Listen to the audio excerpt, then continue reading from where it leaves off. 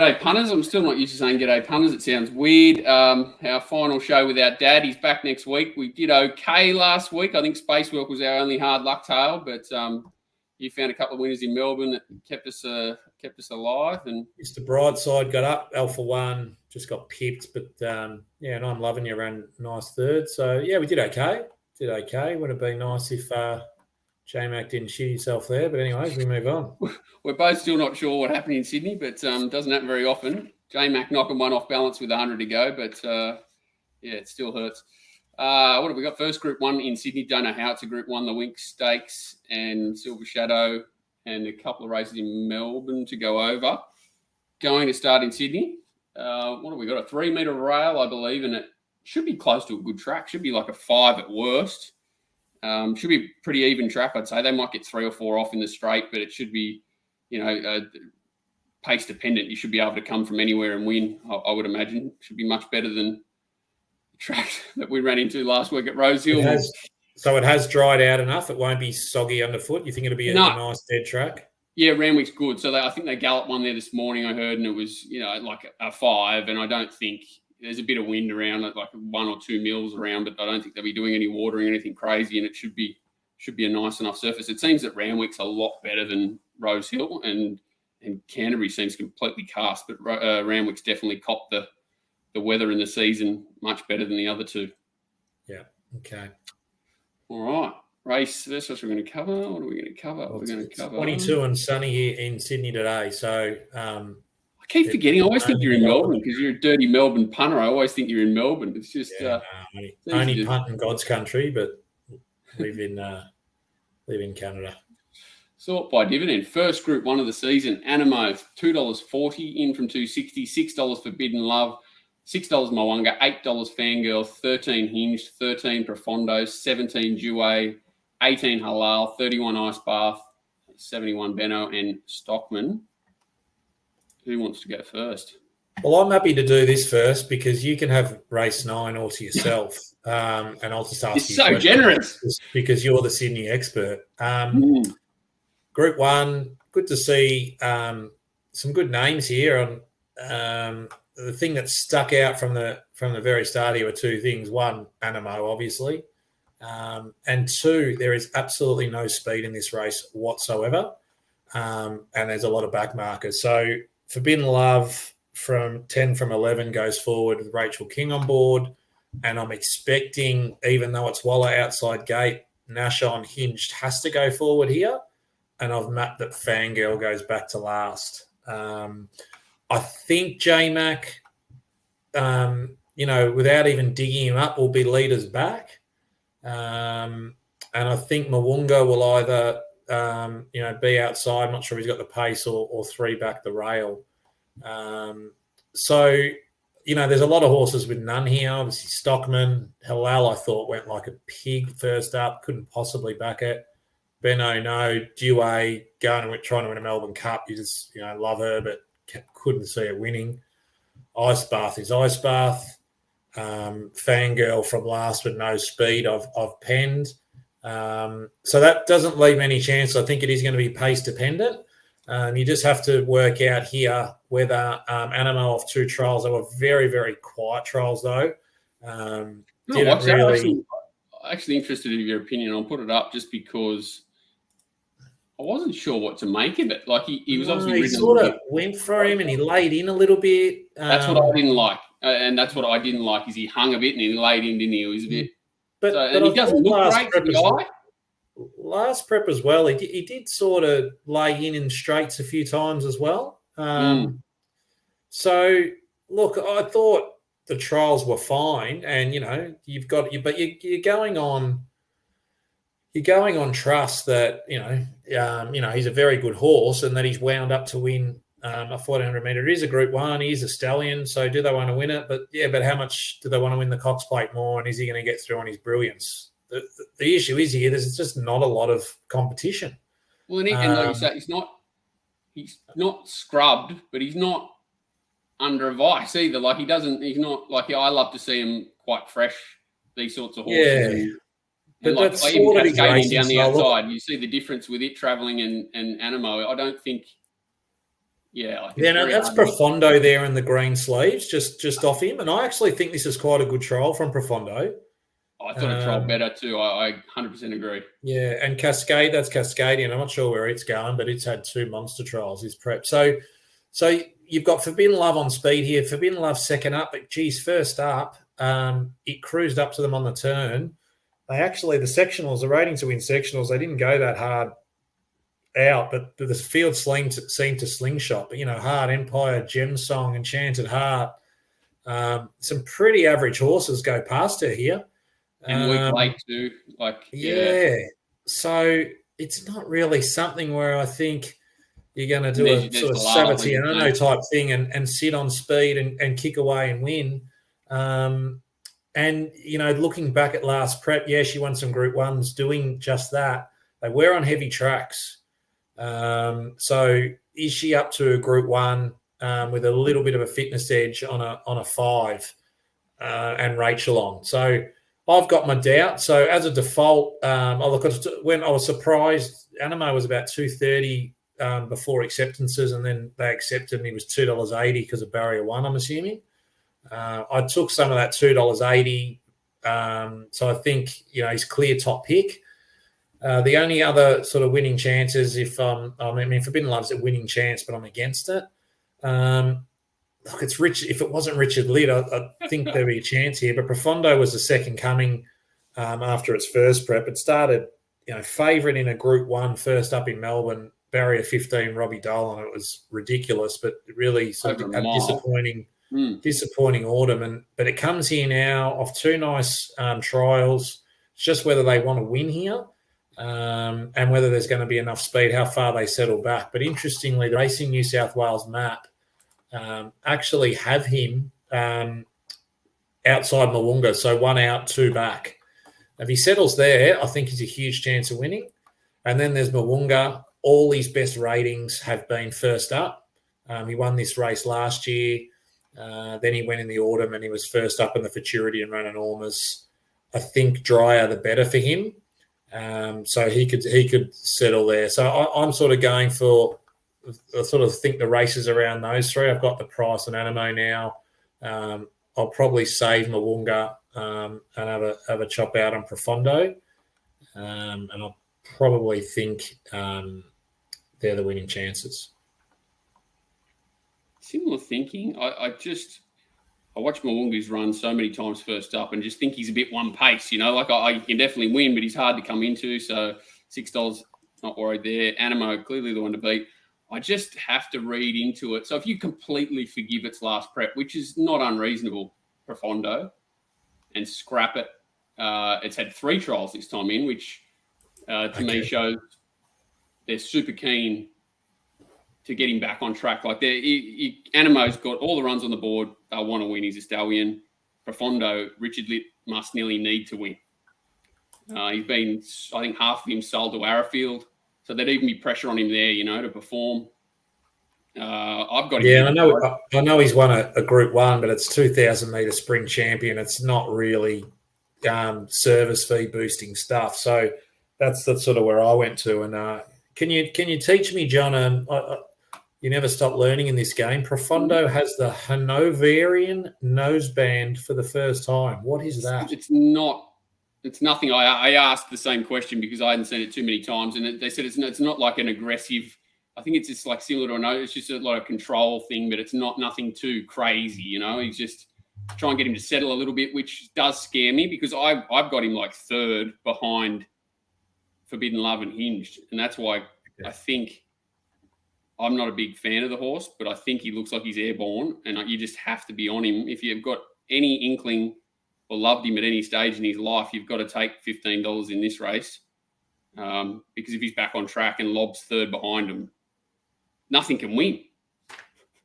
Animo can win because he's the best horse in the race and he's going to lob a nice position, but he doesn't look to be wound up. He doesn't look to be airborne. Like you say, Dewey is another horse that it just can't win, but it's just a weird race. Nothing's set up to win, and Profondo might be the one that just, if they've targeted this race, which it looks like they might have, and he lobs in that position, he's the only horse I could back in the race. And I can understand completely why you've backed Animo because he's just the best horse that's going to find a perfect position. But well, you've given me a price-wise, bit of Profondo's confidence just a big Profondo price. now, so I'm definitely going to come into Profondo as well, I think. Yeah, and I like Josh. Josh trialled him up early, said he was absolutely flying. The reason he's not on him, obviously, because it clashes with Duay throughout, and I think Brenton's, committed to ride him wherever he goes, sort of thing. So, I don't know how he's been going since, like, first hand, but obviously just watching the horse, it's far from Cactus, and it's reasonable to sort of forgive that last prep, I think, in this case. Okay. Race 9. Can we just skip it? No, I actually don't mind the race. It's an absolute nightmare. But let me just get the right screen so we can at least look at the prices.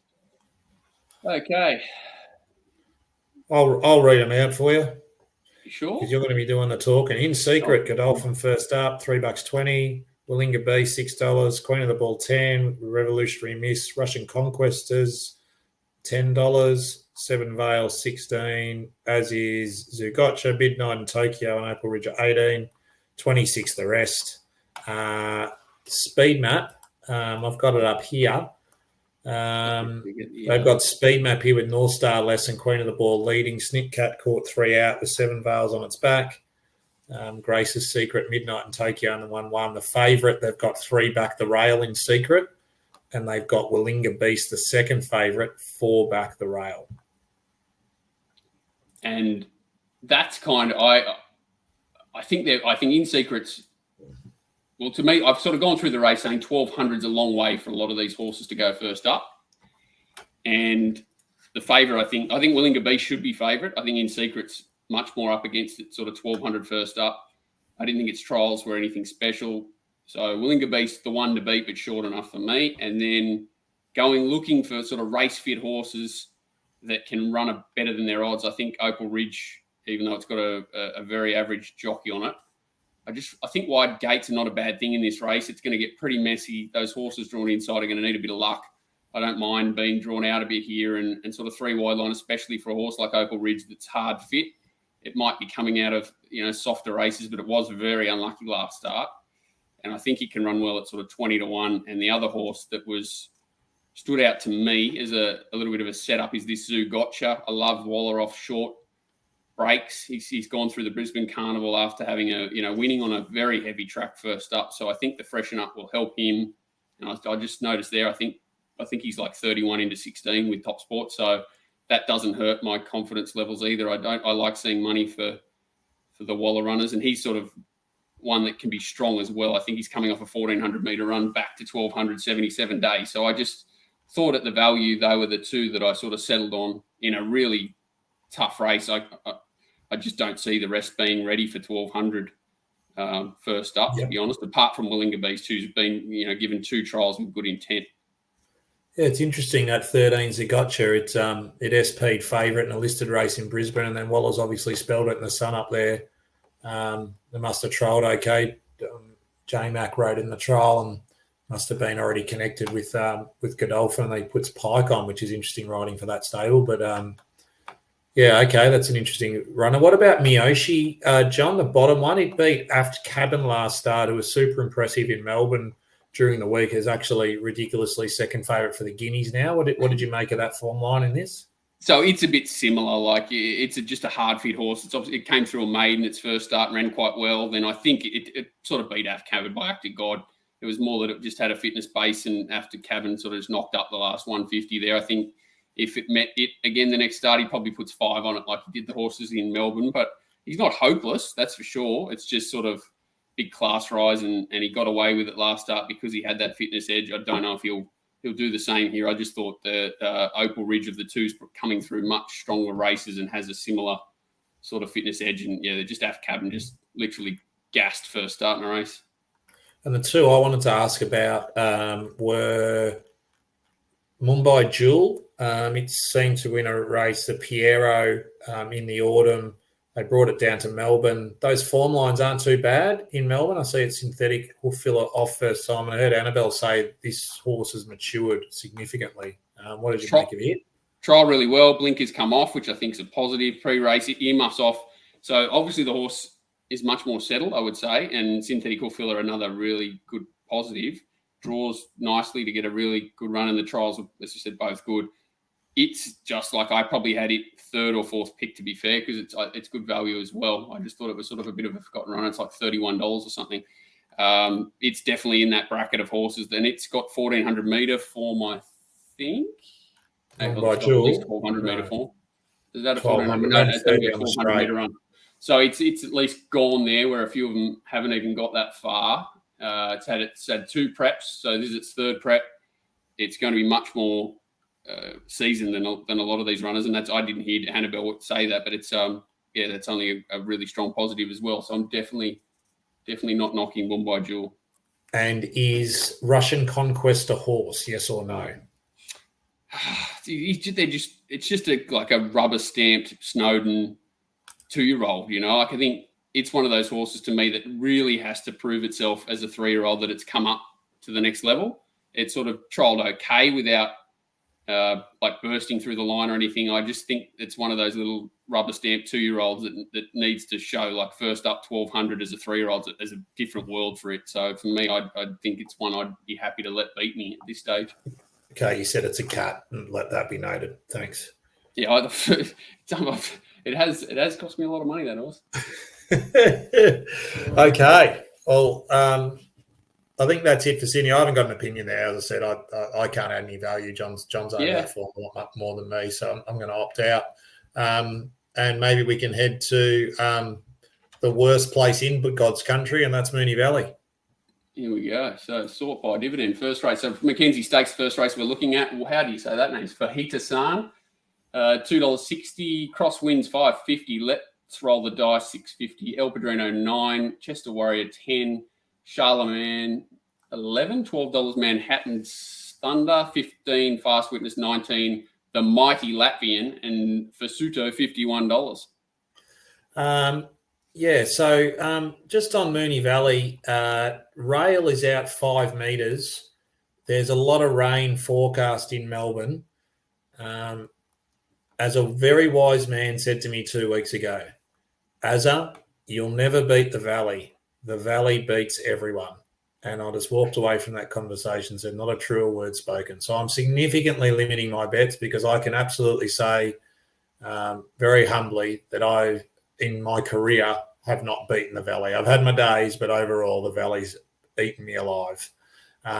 So I think be wary. This day last year, the races actually got called off. If it's really wet and rains on the day at the Valley, it's often just like nearly impossible to make ground. So everything I'm saying, I'm thinking, it's on a softish track, but it's a fair track. And if it's not, then I won't be doing pretty much any of the things that I'm saying. But the Mackenzie Stakes, look, this is a really nice race for 3-year-olds, listed race. Usually form can hold up through the spring. Some very promising horses here. I think Chester Warrior will go forward from barrier 2. I think Latvian from 9. Interesting to see B Shins come to Melbourne. Not one of my favourite people, not personality-wise in racing, but certainly from a betting perspective. So it'll be interesting to see how he goes. And he gets a ride for Freedman first up. It's going to come across. So I'm anticipating there'll be decent speed, but it won't be rocket speed here over the 1,200 metres. Fajita San come up shorter than I thought. This is a very, very, very smart horse. It ran first start in a race. It ran second at the Valley from memory in a 4-horse race to a horse called Zambagini. It's a huge chance of winning a Group 1 race this spring, Zambagini, and I think this horse may as well. He went second up in a race and just won by 6 in a midweek, just dominated. Like the trial, jumped out at Flemington over 800, rounded that off nicely. I think it'll go forward here with Jai. I'm not sure Moonee Valley's its track. I think it's a big striding thing, but it's definitely in the race. I think my preferred Freeman runner here is Crosswinds. Blinkers on first time. 2 very smart wins. it beat Nana Gui second start in a race. Look, they went out pretty hard and came home slow, so I wouldn't say the times were great. But that Nana Gui's come out and won, and the form lines around that are pretty strong. It won a really strong maiden at Geelong, beating Miss Sutley. So I think Blinkers On shows huge intent here. Zara On, I think the soft will be okay. The mare handled it pretty well. And the best roughie in the race here is a horse called Manhattan Thunder. If there's any rain, if there's any speed on, which I think there will be decent enough speed, and you can make ground, this horse is a bet all day. It's about $15. First start in a race was on sale at the 8th of July. Absolutely nothing made ground out wide all day. It was a total fence on fire day. It came about 8 wide, flew home and won. They gapped third. That second horse, Mid Sutley, just got beat by Nana Gui next start, and Nana Gui was beaten by Crosswinds at its second win. So you can line up the form through there. Second start, it was heavily backed at Caulfield. Looked disappointing on paper, but the rail was completely off. D-Lane, first race or second race, hugged the rail the whole race. Looked disappointing, but I'm absolutely willing to forgive that. Love the 1,400 back to 12 here. It was 11 up to 14 last time. I was going to say, it was 11 to 14 there as well, right? That was not easy to do.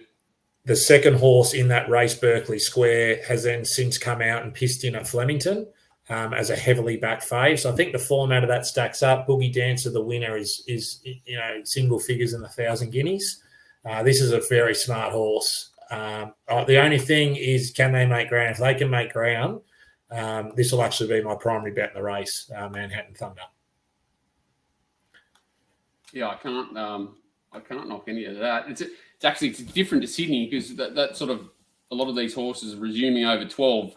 The ones in Sydney have like 12s as far as they've been at there, and some of them not even that far, 1,000, 1,100 metre races that they've been racing in. Whereas you've got like Let's Roll the Dice, El Padrino, Fujita Sound, and your horse Manhattan Thunder actually, either coming back in distance, whether it's from a spell or not. So a bit more seasoned, stronger types here, so it makes it a little bit more difficult, doesn't it? Which and Nine's a decent horse off a Swan Hill win. If people are just sort of penning that, it's got ability, and the toppy here could be 1,000 guineas horse. I think it's got a lot of ability.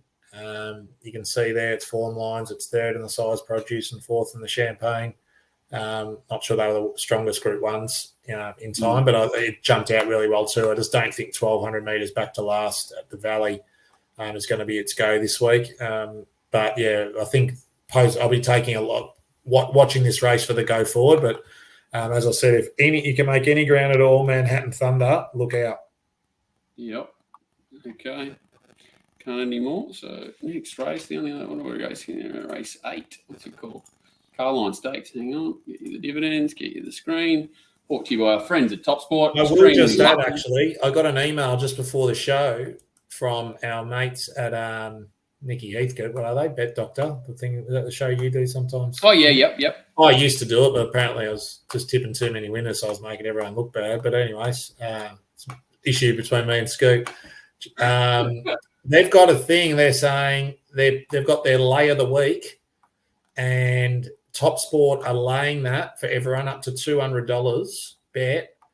And the lay of the week is Fajita Sand in that race 5.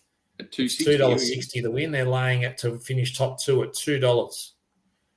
So anyone with a Top Sport account, you can back Fajita Sand to finish top 2 at $2 in that race. I think that's a decent bet. It's a smart horse. I wasn't even aware of that. I just saw the same thing. There you go. That's a new. I love it. I love Crown Bet used to take horses on. That's what we want to see. That's what bookmaking's about. Absolutely. Yeah. So when Dr. Nick left, they left, didn't they? On Crown Bet, they used to take a set against them. Yeah. Extremely lucky. $3.10. Generation $5.50. Showmanship $5.50. $7 Bella Nicotina. Esta La Rocca $11. Oxley Road $13. 15 Maliva, 18 Rockin' Horse, 19 The Move, 21 Mossman Gorge for the Flying Matthew Dale. He's airborne. And $31 Bless Her. And Mossman Gorge has run some really good races at the Valley as well. Ran second at huge odds at Cox Plate Day last year in a sprint. Yeah, interesting race. Esther La Rocca from 2 is definitely going to be positive. Maliva from 3 will go forward. You think Oxley Road from 11 with Nolan on isn't going to die one ring, go back. He's an on-speed runner. So should be decent speed here. And, of course, 1,000 metres, so you would expect that the Valley. People just going to be jockeys who think they can run them off their legs. Extremely lucky, won like a Group 1 horse last start. It was absolutely unbelievable, as it did in its very first start at Murray Bridge over 900 metres. Bit different here. Moonee Valley, turning track, 1,000 metres. Where's it going to get to? Probably last defence, right? I don't know if it'll be the fence. In theory, it could be. Like it's drawn like clear inside the sort of to be back in the field with horses outside of it that are coming back. You know what I mean? It's going to be in a tricky to have horses outside. 1,050 metres. If you actually go back and watch that Morpheville run, it was run off its legs. So you would expect it to be pretty much near last. And can it make ground on a winding turn at the Valley with a 200 metre sprint and get over them? It could. It literally does look like a Group 1 horse, but not for me. It's not the sort of thing that I do at the Valley. Not many do it. This is a bet every day of the week here. Generation, $6, $2.20. You can just start unloading on this each way. There's zero chance this is missing a place, even from the gate. That's why you're getting the price. From 13 with Oxley Road underneath it, I'm expecting it's going to come across and get a sit and a little bit of cover. I'm hopefully it gets one off, but even if I think if it sits 3 off, 3 wide with a little bit of cover here, it might be okay over the 1,000. You look through this horse's form. Kieran's always thought this horse was a Group 1 horse. And he is a stallion. I'm not sure what they're aiming it for. This could probably be the lead into something like the Moya, I'm imagining, to get that Group 1 under his name. This is a horse that ran 3rd in the vein. Went on Cox Plate Day at the Valley, 1,200 metres, and was heavily backed with J-Mac and got the chocolates over 12. Then in the autumn, won the Group 3 Manfred, 2nd in the Sedative, and then ran 4th in the William Reid, beaten 2 lengths. Went up to the Doomben 10,000. I don't know why they did that. Just maybe they thought they could sneak a Group 1. Lovely first jump out. And then in the Cranbourne trial, they just sort of took a sit and it went past a way game like it was a maiden. It was dead set, just the loveliest trial. He looks absolutely ready to go for me here. Wet's okay out of Snitzel. Don't worry about the heavy track failure in the Doomben 10,000. Shouldn't have been in the race.